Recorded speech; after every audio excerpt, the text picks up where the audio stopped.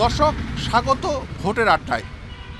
শীতের এই হিমশীতল আবহাওয়ায় উত্তরের বিভাগীয় শহর রাজশাহীতে জানতে এসেছি আমরা যে কেমন চলছে ভোটের উত্তাপ। সেই বিষয়গুলো নিয়ে আমরা কথা বলবো। আমরা এখানে যারা রয়েছেন তাদের সঙ্গে আড্ডায় জড়াবো, একটু জানতে চাইবো ভোটের পরিস্থিতি এবং ভোট নিয়ে তাদের চিন্তাভাবনার কথা। নির্বাচন আসছে সামনে, তো আপনি এই নির্বাচনটাকে কিভাবে আসলে দেখছেন? নির্বাচনকে আমরা দেখছি যে যাতে জনগণ যে ভোটটা দিতে পারে সুষ্ঠুভাবে, কোনো রকমের সমস্যা না হয়, ভয়ভীতি না হয়। তাছাড়া ভোটের পরিবেশ সবচেয়ে ভালো আছে। আমরা চাই যে ভোটের দিন যাতে কোনো রকমের বিশৃঙ্খলা না হয়।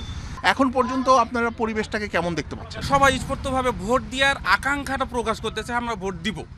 এখন সবাই এ পর্যন্ত মোটামুটি ভালোই চলতেছে, নিজের মতো করে প্রচারণা করতেছে সবাই সবার মতো। এখনও ওরকম ধরনের কোনো জায়গাতে বিশৃঙ্খলা দেখা যায় নাই, বা আশা করতেছি যেন এটা না হয়, ভোটের দিন পর্যন্ত সুষ্ঠুভাবে ভোটটা হয়। এখন পর্যন্ত পরিবেশ ভালো আছে মাশাআল্লাহ, এবং এলাকার পরিবেশে সুন্দর আছে।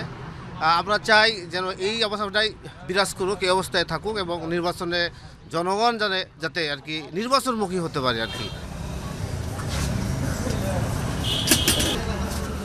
এবারের নির্বাচনে তো প্রথমবারের মতো গণভোটেরও একটা আলাপ আসছে, আপনারা কি এই সম্পর্কে জানেন কিনা? আমরা এটা শুনেছি যে হা এবং না ওই একসঙ্গেই হবে দুটা ভোট।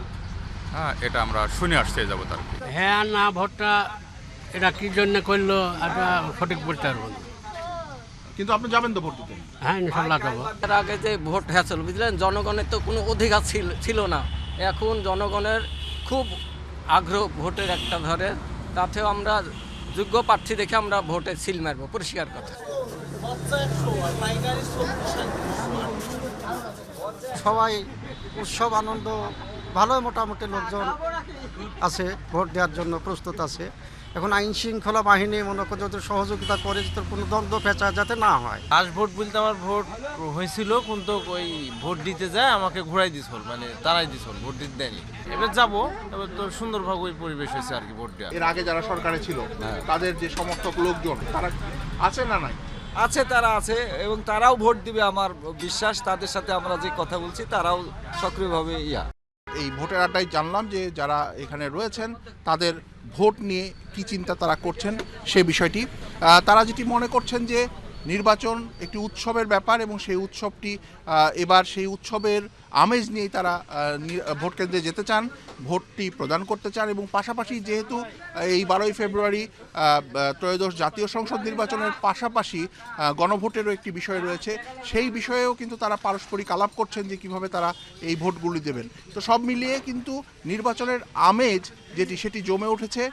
তো আজ এখান থেকে এই পর্যন্তই বিদায় নিচ্ছি, আবার দেখা হবে অন্য কোনো ভোটের আড্ডায়।